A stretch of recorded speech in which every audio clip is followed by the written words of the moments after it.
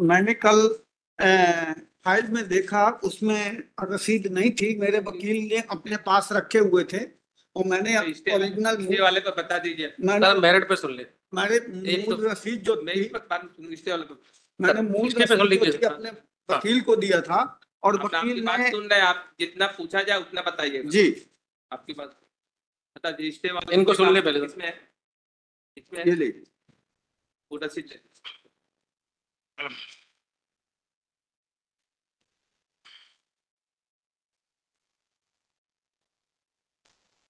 मेरे पास जो प्रतिकर राशि की जो रसीद की फोटोकॉपी पड़ी थी, मैं उस कॉपी को न्यायालय के समक्ष पेश कर रहा हूं और इसकी मूल कॉपी मैंने अपने अधिवक्ता ठीक है अजय पाल सिंह को दिया था। इन्होंने इन्होंने इसमें संलग्न नहीं किया, गलती इनकी थी। मेरा ये कहना है कि ये रिवीजन पोस्टिंग नहीं है, क्योंकि इनके खिलाफ अरेस्ट वारंट निकला हुआ है ट्रायल कोर्ट से। ये लगा नहीं, ऑर्डर शीट नहीं लगाई, इनको खुद जानकारी है इसकी। मुझे हाँ, इनके खिलाफ क्या निकला हुआ? अरेस्ट वारंट निकला हुआ है इनके खिलाफ, क्योंकि इन्होंने कंप्लाइंस नहीं किया ऑर्डर का, अपील कोर्ट का। अपील कोर्ट का ऑर्डर देखे sir, para number 17। Para number 17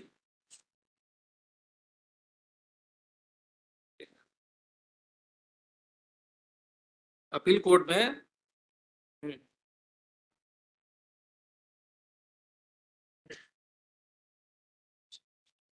trial court में जो उसकी प्रोसीडिंग चल रही है, उस ऑर्डर शीट काफी पेश किया है क्या? नहीं, अभी मैंने नहीं पेश की। ये 4 साल से जब अरेस्ट वारंट के घर में गया है, जब भी आगे इमरजेंसी में ये केस लगाया हुआ है 25 तारीख के लिए। सर इसकी सुन ले पहले, इनकी सुन ले। आपसे आपका काम बहस करना है, उनसे उलझना नहीं है। जी ठीक जी, आपसे हम पहले बताया ना। हाँ, आपको बहस सुनना, आपका काम उनसे उलझना नहीं है जी। आप अपना पक्ष रखिए, बहस करिए और वो करिए जी, बिल्कुल नहीं उलझना है आपको जी।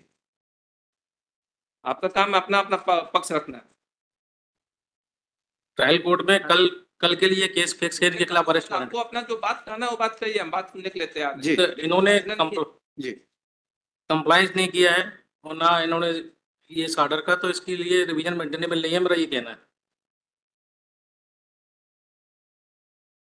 अरेस्ट वारंट इशू है, कल के लिए डेट रखी गई है वहां पे, जब इनको नॉलेज हुआ 2019 से ये बाहर है सब। ठीक है, आपका और कुछ कहना है? मेरा कहना यह है कि मेरा चेक 2003 में चोरी चला गया था और मेरी सास लक्ष्मीबाई ने 266377 नंबर चेक को अकाउंट नंबर 848877 में उसने पेश किया। 266377। हाँ, 266377 266377 को लक्ष्मीबाई ने ये पूरी चेक बुक मेरी सास चुरा लाई थी 2003 में। और जब मेरे को पता लगा तो मैं 2004 में 9/6/2004 को पुलिस को स्पीड पोस्ट के जरिए 9/6/4 को मैंने लिखित शिकायत पुलिस थाना मंदिर मार्ग को भेजी। 9/6/2004 को दैनिक मध्य प्रदेश पेपर समाचार कार्यालय कटनी में जाकर के मैंने शुल्क 600 रुपए जमा किए, और 10/6/2004 का प्रकाशन कराने के लिए आम सूचना दैनिक मध्य प्रदेश समाचार पत्र में प्रकाशित हुई है।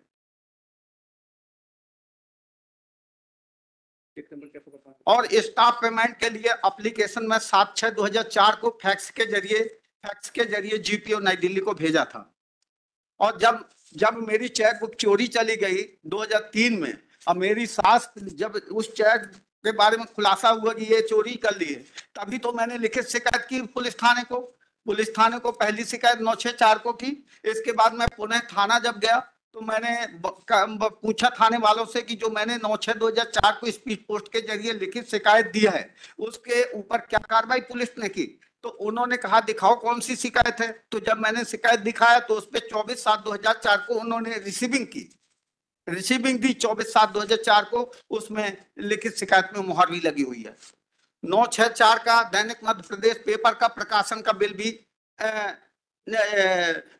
इसमें अपीली न्यायालय के समक्ष प्रस्तुत है। और मैंने नीचे की अदालत में लोअर कोर्ट में मूल दस्तावेज पेश न होने के कारण यह था कि एमसीआरसी 18/037/2014 या हाँ 18/037/2014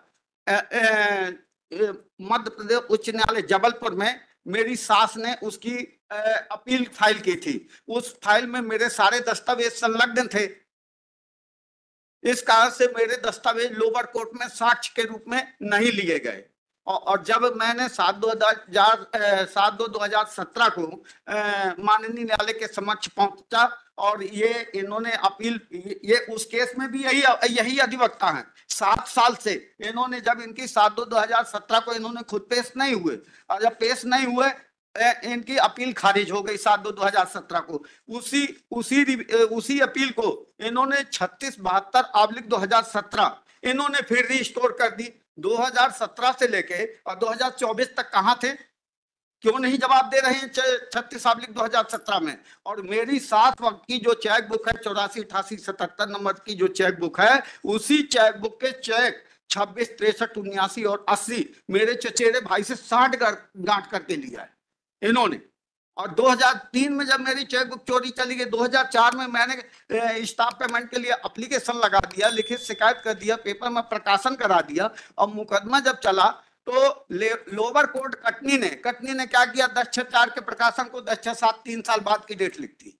और लोअर कोर्ट ने यह गलती करी और मेरे को सजा सुना दी। जब मैंने अपीली कोर्ट में किया, कटनी कोर्ट में, अपीली कोर्ट ने उसको जब गौर से देखा तो ये अपीली कोर्ट ने ये देखा कि प्रकरण बाद में प्रस्तुत हुआ है और प्रकाशन और चोरी की शिकायत स्टाफ पेमेंट के लिए ये सारे दस्तावेज पहले प्रस्तुत किए। और जब उसकी आर्थिक स्थिति का आंकड़ा जायजा लिया गया तो उसके अकाउंट में उसके अकाउंट में मात्र 3200 रुपए थे 1997 से लेकर 2002 के बीच में। और जब उसने मेरे चेक को अपने अकाउंट में इलाहाबाद बैंक में क्लियरेंस के लिए भेजी, उसके पास मात्र 38 रुपीज थे।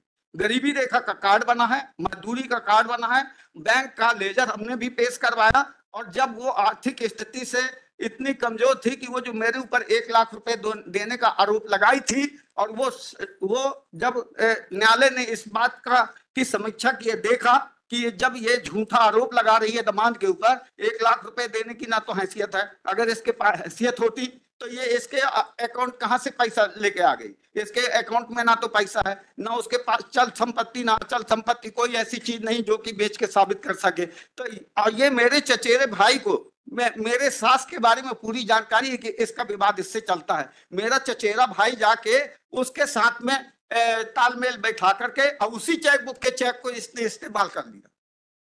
इसी चेक बुक के 26, 63, 77 को उसने यूज किया, 26, 63, 77, 79 और 80 को इन्होंने यूज किया। और ये स्टाफ पे ये लीजिए अदालत।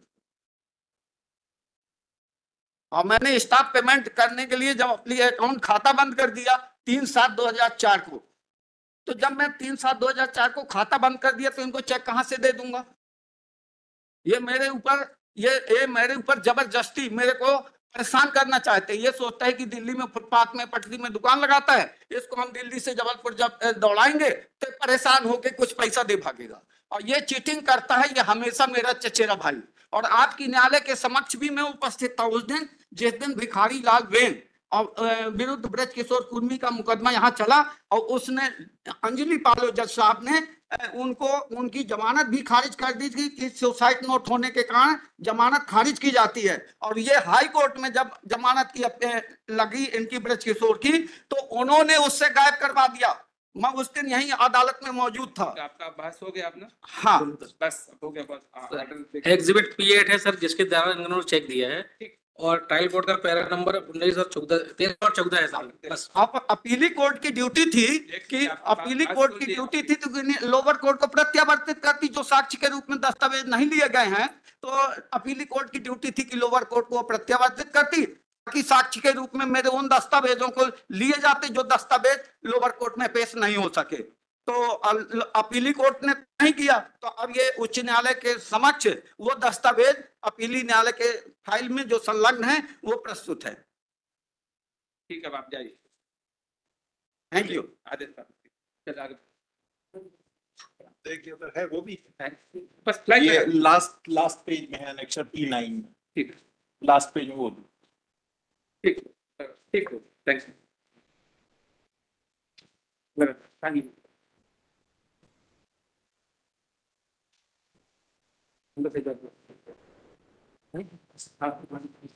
और रिक्वेस्ट है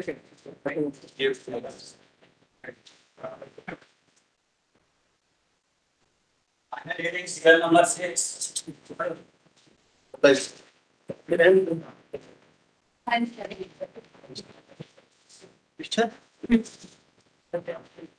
अब तो नहीं बेटा रिक्वेस्ट कर again रिक्वेस्ट कर तुम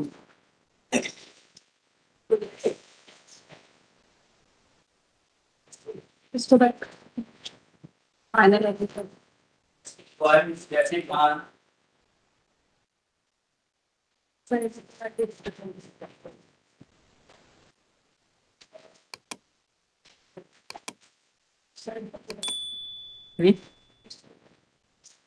मालिक, दस्ती कापी मुझे आज शाम को मिल जाएगी।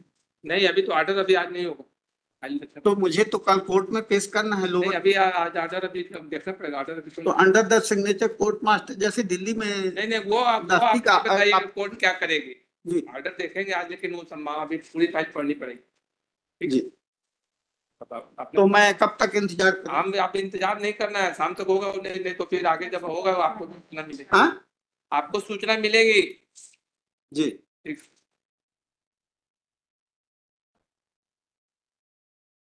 और मूल रसीद अब आप जाइए आपकी आपकी पूरी बात हमने सुन लिया जी। अब आप डिस्टर्ब नहीं करिएगा पीछे ठीक।